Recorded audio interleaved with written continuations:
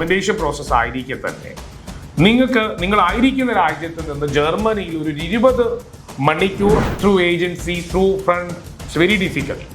U must try yourself. If you are IT professional, search through LinkedIn or any other sites. നിലവിലെ rate വെച്ച് calculate ഏകദേശം ഒരു 90,000 രൂപ വരുന്നുണ്ട്, 92 something വരുന്നുണ്ട്.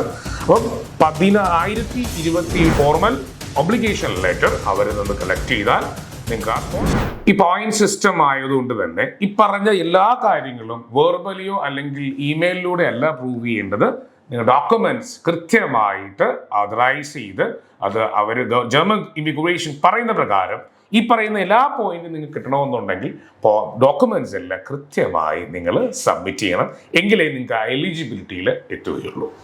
ഇനി financial proof, that is very important. ഞാൻ ആദ്യമേ പറഞ്ഞു ഇതൊരു വളരെ സീരിയസ് ആയ ഒരു പ്രോഗ്രാമാണ്. അതുകൊണ്ട് തന്നെ നിന്റെ ഫിനാൻഷ്യൽ പ്രൂഫ് എന്ന് പറയുന്നത് ഇതിന്റെ ഫസ്റ്റ് ഓപ്ഷൻ, നിങ്ങൾ ഈ ജർമ്മൻ ഓപ്പർച്യൂണിറ്റി കാർഡിന്റെ പ്രോസസ്സ് ആയിരിക്കെ തന്നെ, ഡോക്യുമെന്റേഷൻ പ്രോസസ്സ് ആയിരിക്കെ തന്നെ നിങ്ങളായിരിക്കുന്ന രാജ്യത്ത് നിന്ന് ജർമ്മനിയിൽ ഒരു 20 മണിക്കൂർ ആഴ്ചയിൽ ലഭ്യമാകുന്ന ഒരു പാർട്ട് ടൈം ജോബ് കണ്ടെത്താൻ നിങ്ങളെ കൊണ്ട് സാധിക്കുന്നെങ്കിൽ, അതിനുള്ള ഒരു അവസരം നിങ്ങൾക്കുണ്ടെങ്കിൽ ഉറപ്പായി നിങ്ങൾക്ക് വേറെ ഫൈനാൻഷ്യൽ പ്രൂഫ് ഇതിന് കാണിക്കേണ്ട ആവശ്യമില്ല. കാരണം നിങ്ങൾക്ക് എക്സ്പെൻസ് മീറ്റ് ചെയ്യാൻ ഒരു ജർമ്മൻ കമ്പനി നിങ്ങളെ സപ്പോർട്ട് ചെയ്യുന്നു എന്നുള്ള ഡോക്യുമെന്റ് കൊടുത്താൽ മതി. ഇനി സെക്കൻഡ് ഓപ്ഷൻ, നിങ്ങൾക്കത് സാധിക്കുന്നില്ല, ഇത് നിങ്ങൾ സെൽഫായിട്ട് ചെയ്തേണ്ടതാണ്. Through agency, through friend it's very difficult.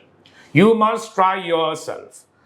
If you are IT professional, search through LinkedIn or any other sites, find a better company. നിങ്ങൾ നല്ലൊരു IT പ്രൊഫഷണൽ ആണ്, നിങ്ങളുടെ പ്രൊഫൈൽ ആ കമ്പനിക്ക് ഇഷ്ടപ്പെടുന്നു, ആസ്ക് ദം ഞാൻ റെഡിയാണ് വർക്ക് ചെയ്യാൻ.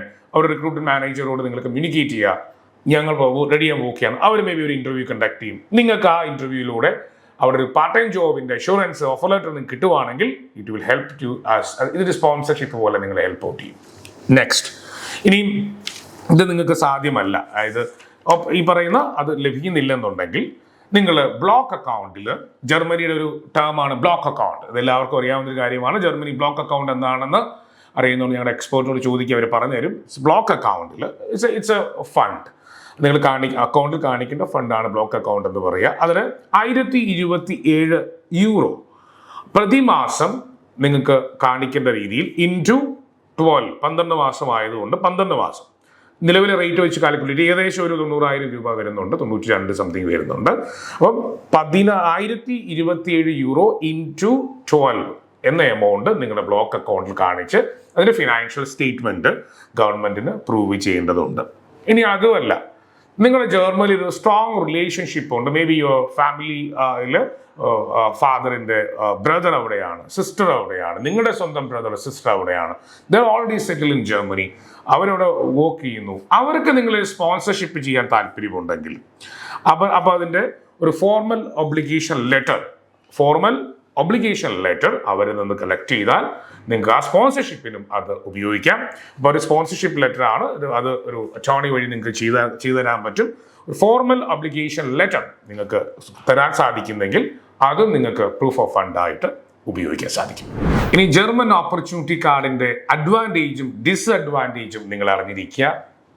അഡ്വാൻറ്റേജ്, ജർമ്മനിയിൽ ഇന്ത്യയിൽ നിന്നൊരു ജോലി കണ്ടെത്തുന്നത് വലിയ പാട് തന്നെയാണ്. ജർമ്മനിയിൽ എത്തണം നിങ്ങൾ ജോലി കണ്ടെത്താൻ വേണ്ടി.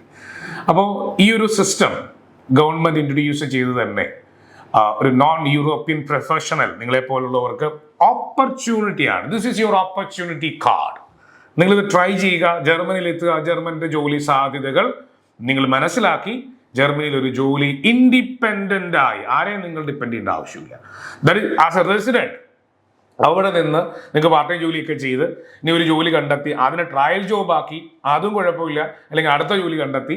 So you are A free bird. നിങ്ങൾ ആരെയും ഡിപ്പെൻഡ് ചെയ്യുന്നില്ല, നിങ്ങളുടെ റിലേറ്റീവിനെ ഡിപ്പെൻഡ് ചെയ്യുന്നില്ല, നിങ്ങളുടെ ഫ്രണ്ടിനെ ഡിപ്പെൻഡ് ചെയ്യുന്നില്ല. നിങ്ങൾ ഗവൺമെന്റ് തരുന്ന റെസിഡൻസ് പെർമിറ്റിൽ ഓപ്പർച്യൂണിറ്റി കാർഡിന്റെ ഓപ്പർച്യൂണിറ്റി യൂസ് ചെയ്ത് ജർമ്മനിയിലെത്തി ഒരു ജോലി ഫൈൻഡ് ചെയ്യാൻ പറ്റിയ ഏറ്റവും നല്ല പാത്വേ ഇത് തന്നെയാണ്. ഡീമെറിറ്റ്സ്, ഇതിൽ ചിലപ്പോൾ നിങ്ങൾ കേട്ടിട്ടുണ്ടാവും, ജർമ്മൻ പഠിക്കേണ്ട ആവശ്യമില്ല. ജർമ്മനി പോയവർക്കോ ജർമ്മനിയിൽ നിന്നവർക്കോ അറിയാം, ഒരു ദിവസമെങ്കിലും നിന്നവർക്കോ അറിയാം. It's my personal experience. ജർമ്മനിയിൽ അവർ ജർമ്മൻ ഭാഷയാണ് കൂടുതലായി ഉപയോഗിക്കുക. മേ ബി മ്യൂണിക്, ഫ്രാങ്ക്ഫർട്ട് പോലുള്ള സ്ഥലങ്ങൾ ഇംഗ്ലീഷ് സംസാരിക്കാറുണ്ട്. പക്ഷേ ജർമ്മനിയുടെ കൂടുതലും ഏരിയകളിലും അല്ലെങ്കിൽ കൂടുതൽ കമ്പനികളിലൊക്കെ ജർമ്മൻ ഭാഷയാണ് പ്രാധാന്യം നൽകുന്നത്.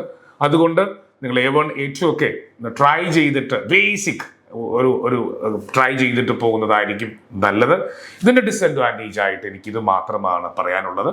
അതുപോലെ തന്നെ ഫിനാൻഷ്യലി അത്യാവശ്യം ഈ പറയുന്ന എക്സ്പെൻസ് ഒക്കെ കവർ ചെയ്യാവുന്നവർ മാത്രം, നിങ്ങളൊരു ജോലി കിട്ടി ഗൾഫിൽ പോകുന്ന പോലെ ഒരു ജർമ്മനിയിലെ എക്സ് എന്ന കമ്പനിയിൽ ഒരു IT പ്രൊഫഷണലായി 3000 യൂറോ സാലറിക്ക് അക്കോമഡേഷൻ ഇതൊന്നുമല്ല നിങ്ങൾ പോകുന്നത്. കാനഡ മൈഗ്രേഷനെ പോലെ, ഓസ്ട്രേലിയൻ മൈഗ്രേഷനെ പോലെ നിങ്ങളൊരു ഇമിഗ്രൻ്റ് ആയി ആ രാജ്യത്തെ റെസിഡൻസി എടുത്ത് വിത്തൗട്ട് ബെനിഫിറ്റ്സ്, നിങ്ങൾക്ക് ജോലി കിട്ടിയെങ്കിലേ ബെനിഫിറ്റ് കിട്ടുള്ളൂ. അവിടെ എത്തി അതൊരു സെൽഫ് കോൺഫിഡൻസ് ആണ്. നിങ്ങൾക്ക് വിശ്വാസം ഉണ്ടെങ്കിൽ this is A better opportunity. Find A job in Germany. So ഇതിൽ ഞാൻ ഒന്നുകൂടെ വൈൻഡ് അപ്പ് ചെയ്ത് പറയുകയാണ്, we are giving exclusive service for German Opportunity Card through Amster. അപ്പോൾ നിങ്ങൾക്ക് ആംസ്റ്ററിൽ ഈ ഒരു പ്രോസസ്സിന് വേണ്ടി ജോയിൻ ചെയ്യാം. ലെറ്റ്സ് വർക്ക് ടുഗദർ നിങ്ങളുടെ സക്സസിന് വേണ്ടി. Wishing you all the very best. Thank you so much.